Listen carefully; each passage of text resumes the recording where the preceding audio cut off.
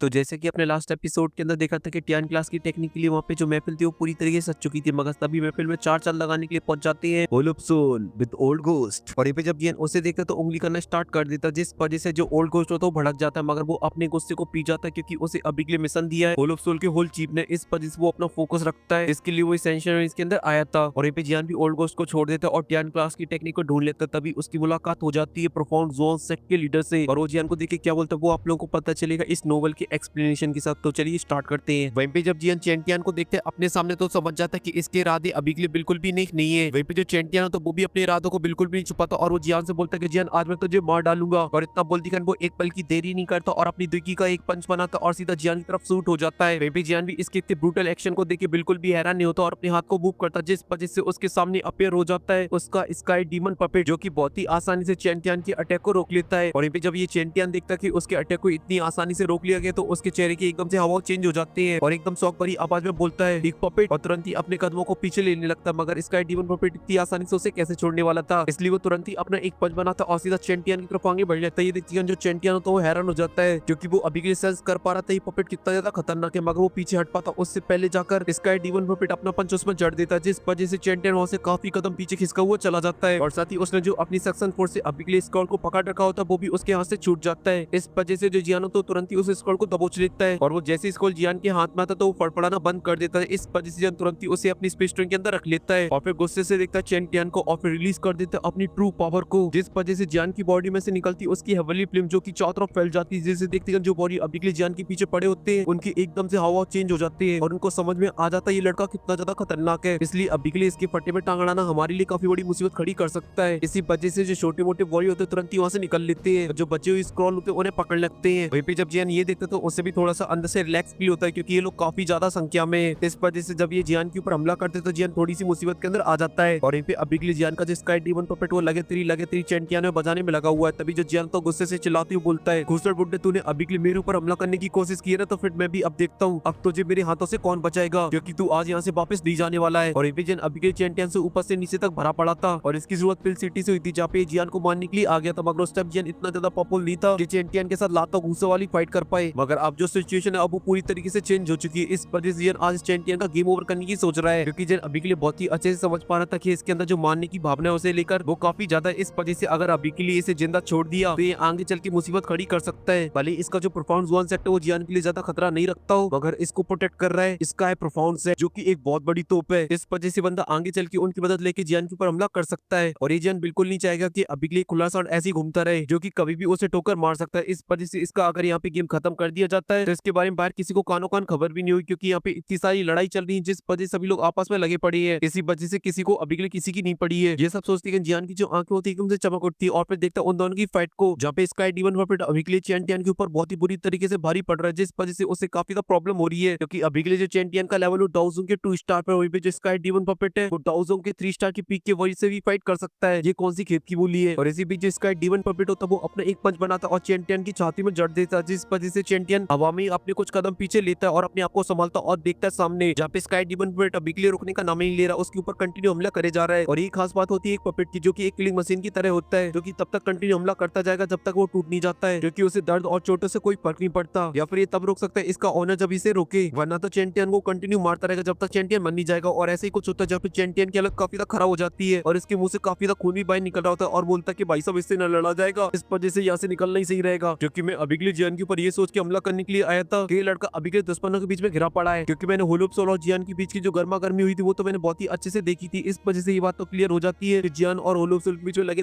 तेरी हो चुकी है और ऊपर से जो फ्रिंक्स टाइप के लोग है वो जियान को बहुत ही गंदी नजरों से देखते हैं, इस वजह से वो भी दुश्मन है। और साथ ही जो लीजो है वो भी काफी अश्लील तरीके से जियान को देखता है, इस वजह से वो भी दुश्मन है। इस वजह से मैंने सोचा जाके अभी के लिए इसे रैप दूं और अपना बदला पूरा कर लूं। मुझे क्या पता था ये लड़का पहले से इतना ज्यादा पावरफुल हो चुका है, इसलिए मैं अभी के लिए यहाँ से पतली गली से निकल लेता हूँ। बाद में टियान क्लास की टेक्निक का मैटर खत्म हो जाएगा, उसके बाद इसके ऊपर जरूर होलोप्सोल या फ्रिंक्स टाइप हमला करेंगे, तब मुझे मौका मिलेगा इसे मारने का। इस वजह से मैं उस टाइम इसके ऊपर हमला करूंगा और इसका गेम खत्म कर दूंगा। ये बोलती है जो चैंटियन हो तो तुरंत ही अपना रिवर्स गेट डालता है और वहां से पीछे हट लेता, मगर तभी जियान की आवाज आती है और बोलते चचा कितने चले। और ये सब बोलती है जो जियान हो तो वो अपनी 3000 लाइटमेंट का यूज करता और तुरंत ही चैंटियन के पीछे आ जाता है और इस चीज का एहसास चैंटियन को भी हो जाता है। इस वजह से वो पीछे बढ़ने की कोशिश करता है, मगर तभी जियान अपना एक फिल्म का पंच मारता था और दे मारता चैंटियन में। तो चैंटियन अपने 2 कौड़ी की रिफ्लेक्शन का यूज करता है अपने चेस्ट के सामने क्रॉस हैंड बना लेता है, जिस वजह से जियान का पंच उसके हाथों में लगता है, जिस वजह से चैंटियन 10-15 कदम पीछे खिसको ही चला जाता, जिसके बाद वो अपने आप को संभाल पाता और उसके मुंह से काफी सारा खून बाहर निकलता है। जिसके बाद वो अपने खून को पहुंचता और सामने जियान को देखता और गुस्से से बोलता, जियान रुक जा। मगर जो जियान तो उसकी बातों को पूरी तरीके से इग्नोर कर देता और फ्लेम में लिपटा हुआ उसकी तरफ आगे बढ़ने लगता है। ये देख के चैंटियन समझ जाता है कि जियान का इरादा अभी के लिए उसे मारने का। इस वजह से वो गुस्से से बोलता है, जियान तू क्या अभी के लिए अपनी 2 करोड़ की पावर से मुझे मारने की सोच रहा है? मगर जियान इसका जवाब वर्डों से नहीं देता बल्कि एक स्माइल कर देता है। ये देख के चैंटियन एकदम गुस्से से आग बबूला हो जाता है और फिर एक फ्लेम का पंच बना के जियान की तरफ आगे बढ़ने लगता। मगर तभी अचानक से महसूस करता है उसके पीछे बनवनाता हुआ पंच आ रहा है। वो तुरंत ही जियान को छोड़ देता और पीछे मुड़ता और उस अटैक को रोकता है, जिस वजह से वो कुछ कदम फिर से पीछे चला जाता है। और वो हमला करने वाला कोई और नहीं, वो होता है स्काई डीमन पपेट, जो कि तुरंत ही फिर से उसके ऊपर हमला कर देता और उनके बीच में लगे तेरी चालू हो जाती है। इसी वजह से कुछ देर बाद ही चैंटियन की जो हालत होती है वो काफी ज्यादा खराब होने लगती है। इसी वजह से वो अपने मन बोलता है कि अभी के लिए मैं इस तरीके से इससे फाइट करता रहा तो कुछ ही देर बाद जो मेरी हालत है वो काफी ज्यादा खराब हो जाएगी, मैं बहुत ही बुरी तरीके से इंजर्ड हो जाऊंगा। इसी वजह से मुझसे जितनी जल्दी हो सके मुझे यहाँ से पीछे हटना होगा। और रही बात इस जियान लड़की, तो इसे तो मैं फ्यूचर के अंदर देखता हूँ। और इतना बोलते कर स्काई डीमन पपेट के कुछ अटैकों को रोकता और तुरंत ही अपने कदमों को पीछे लेके वहाँ से पीछे हटने लगता है। यहाँ पर वो अभी के लिए वहाँ से भागने के लिए अपनी पूरी दुई का यूज कर रहा होता है। मगर तभी अचानक से वो महसूस करता है कि अभी के लिए कोई बहुत ही फास्ट तरीके से उसके पीछे आ रहा है। इस वजह से तुरंत ही पीछे मुड़ के देखता है, जहाँ पर उसे कोई और नहीं, वहाँ पे जियान दिखाई देता है, जो कि तुरंत ही प्लस की तरह चमकता है और इसके सामने आके खड़ा हो जाता है। जिसके बाद वो तुरंत ही अपनी हैंड साइन को चेंज करने लगता है और बोलता है ओवर लैंडिंग सील। और इसी वजह से चैंटियन के सामने एक बहुत ही बड़ी फॉर्मेशन बन जाती है और इसके अंदर से एक बड़ा सा पाम सीधा चैंटियन की तरफ आगे बढ़ता है। देखिए जो चैंटियन तो तुरंत ही अपनी दिकी से अपनी बॉडी को कवर कर लेता है। तभी वो बड़ा सा पाम आके सीधा चैंटियन से टकराता है। चैंटियन कुछ देर तक तो उसे रोकने की कोशिश करता है, मगर उस पाम की जो पावर थी वो चैंटियन की औकात से ज्यादा थी। इसी वजह से चैंटियन के जो कदम होते हैं पीछे खिसकने लगती है और इसके मुंह से निकलने लगता खून। मगर अभी भी वो थोड़ी बहुत रोकने की कोशिश कर रहा था, मगर तभी उसकी हालत हो जाती है बहुत ही ज्यादा खराब और वो सीधा टपक जाता है, मतलब क्रैश लैंडिंग कर जाता है जमीन के अंदर। मगर वो जाते जाते बोलता है कि मैं प्रोफाउंड जोन सेट का लीडर हूँ, मैं तुझे अभी के लिए इतनी आसानी से नहीं छोड़ूंगा। ये सब पढ़ने के बाद मुझे बस एक ही बात याद आई, रस्सी जल गई मगर इस हरामी का बल नहीं गया, क्योंकि इतना बोलती जो चैंटियन होता है वो जाके सीधा जमीन के अंदर घुस जाता है, जिस वजह से चारों तरफ धूल ही धूल फैल जाती है। और जब धूल चढ़ती तो हमें चैंटियन दिखाया जाता है, जिसकी हालत अभी के लिए और भी ज्यादा खराब हो चुकी है और देख उनकी उल्टियां। मगर तभी वो लड़खड़ाती हुई खड़ा होता है और सामने की तरफ देखता है, जहाँ पर खड़ा था BTTH का टर्की नंबर 1 वन एंड ओनली जियान टर्की, एकदम एक्सप्रेशन लेस, क्योंकि उसके चेहरे पे अभी के लिए कोई भी इमोशन नहीं होती। तभी जो चैंटियन होता है वो लड़खड़ाते हुए वहां से जाने लगता है, क्योंकि उसे अभी के लिए ऐसा लग रहा था कि जियान ने अभी के लिए अपना बदला पूरा कर लिया, उसे मार मार के कुत्ता बना के। मगर उसे ये पता नहीं था ये हीरो नहीं है बल्कि एक नंबर का टर्की है। इस वजह से इसको अगर कोई उंगली करेगा तो वो पूरी उंगली उखाड़ के फेंक देता है। और ऐसा ही होता है क्योंकि चैंटियन जैसे ही अपने 2 कदम आगे बढ़ा तभी उसके सामने अपीयर होता है स्काई डीमन पपेट और अपना एक पंच बनाता और सीधा चैंटियन की छाती में मार देता है, जिस वजह से स्काई डीमन पपेट का जो पंच होता है वो चैंटियन की छाती की आर पार हो जाता है और चैंटियन के मुंह से निकलती खून की पिचकारी और उसकी जो आंखें होती है थोड़ी देर तक टिमटिमाती और उसके बाद जो आंखें होती है वो ही बंद हो जाती है। जिसके बाद जो स्काई डीमन पपेट होता है वो अपने पंच को बाहर निकाल लेता है, जिसके बाद जो चैंटियन होता है उसी जगह पे गिर जाता है और इसी के साथ प्रोफाउंड जोन सेट का लीडर मारा जाता है स्काई डीमन पपेट के हाथ से। ये सब देख के जो जियान होता है उसके चेहरे पे आ जाती है एक कोल्ड स्माइल और फिर उसके बाद बोलता है अभी के लिए जो तुम्हारे साथ में हुए वो सारी की सारी गलती तुम्हारी है, क्योंकि मेरी और तुम्हारी दुश्मनी इतनी ज्यादा खतरनाक मिली थी कि मुझे तुम्हें मानना पड़े, मगर तुम तो बार बार उंगली कर ही जा रहे थे, इस वजह से मुझे मजबूर होना पड़ा भाई साहब, चलो बाय बाय। और फिर इसके बाद जियान एक सारा करता और स्काई डीमन पपेट उसकी स्पेस ट्रेन के अंदर चला जाता है और फिर एक करके जियान के सभी दोस्त जियान के पास आके खड़े हो जाते हैं और एक दूसरे को प्रोटेक्ट करने लगते हैं। तभी जो जियान हो तो वो अपनी पूरी टोली से पूछता है क्या तुम लोग अभी के लिए ठीक हो? ये सुन के सभी लोग हमें नोट कर देते हैं और जो लिटिल फी डॉक्टर होती है बोलती है भले ही जो पपेट वो काफी स्ट्रॉन्ग मगर अभी के लिए इंटेलिजेंस को पोजेस नहीं करती है, इसलिए जो पपेट वो हमारे लिए इतने ज्यादा खतरनाक नहीं है। तभी जो टियानो जुनजे होते हैं वो बोलते हैं मैं भले ही अभी के लिए लड़ने में बिजी था मगर मैं सभी लोगों के ऊपर नजर रख रहा था, जब पर मुझे पता चला जहाँ पे फिनिक्स स्टार और विंड लाइटिंग पवेलियन ने एक स्क्रॉल को ले लिया है और साथ ही जो बर्निंग फ्लेम वैली और आइस वर्स वैली उनके भी हाथ एक लग गया है और अभी के लिए बची हुई जो 4 स्क्रॉल वो आसमान में फ्लोट कर रहे हैं, जिनके पीछे कुछ वॉरियर लगी हुई है और उन सभी वॉरियर की जो स्ट्रेंथ है वो भी बिल्कुल भी कमजोर नहीं है। इस वजह से आगे सोच समझ के फैसला लेना होगा। ये सब सुन के जो जियान तो हमें नोट कर दे। तभी लिटिल फी डॉक्टर जियान से बोलती है जियान बताओ अभी के लिए हमें आगे क्या करना है, क्या अभी के लिए हम लोगों को एक और स्क्रॉल की तरफ जाना चाहिए? ये सुन के तुरंत ही नाम नोट कर देता और बोलता है क्योंकि अगर हम लोग अभी के लिए एक और स्क्रॉल की तरफ जाते तो जो वॉरियर वो हमारे पीछे टूट पड़ेंगे और ये चीज हमारे लिए बिल्कुल भी अच्छी नहीं होगी। और ऊपर से मैंने इन सभी स्क्रॉलों की एनर्जी को बहुत ही ध्यान से एनालाइज किया, जिसके बाद मुझे पता चला है ये सभी के सभी ऐसे ही है नौटंकी वाले, इनके अंदर नहीं है 10 क्लास की टेक्निक। ये सुन के जान की पूरी टोली एकदम से हैरान हो जाती है। तो इसका मतलब ये क्या ये सभी स्क्रॉल फेक है? ये सुन के जन हमें नोट कर देता है और बोलता है ये फेक तो नहीं है मगर ये असली भी नहीं है, मगर इनके अंदर जो कीमत और दाव के लिए वो काफी ज्यादा टॉप क्लास की है। मगर अभी के लिए इन्हें कंपेयर की जाए एक 10 क्लास की टेक्निक से तो ये तो वही कंपैरिजन हो गया फॉर्च्यून के सामने स्विफ्ट या फिर बोलेरो के सामने जी वैगन। वहीं पे जब ये जियान की टोली सुनती है इस तरीके की एग्जांपल और जियान की ये बात है तो वो काफी ज्यादा हैरान हो जाते हैं। तभी जो टियानो जुनजे होते हैं वो बोलते हैं मगर मुझे अभी के लिए ये समझ में नहीं आ रहा है होलुप सोल क्या करने के मूड में, देखो इनका तो अलग ही फिल्म चल रही है। जिस उनकी तुरंत ही होलुप सोल की तरफ देखता है जहाँ पर जो ओल्ड गोस्ट है तो वो अपनी पूरी लाइनअप को लेके अभी के लिए उस क्यूब की तरफ आगे बढ़ रहा है जिसके अंदर रखा है डाउशिंग लेवल के वॉरियर का स्केलेटन। इस तरीके एक्शन को देखे अभी के लिए किसी को कुछ भी समझ में नहीं आ रहा था। अभी जो लिटिल फी डॉक्टर होती है बोलती है कहीं इन होलुप सोल वाले लोगों का जो टारगेट कहीं वो डाउशिंग लेवल की स्केलेटन तो नहीं है। ये सुनती जियान की जो आंखें होती है एकदम से चमक लगती है और वो बहुत ही ध्यान से उस क्यूब को देखने लगता है, मगर तभी अचानक से उसे कुछ महसूस होता है और वो तुरंत ही सभी लोगों से बोलता है,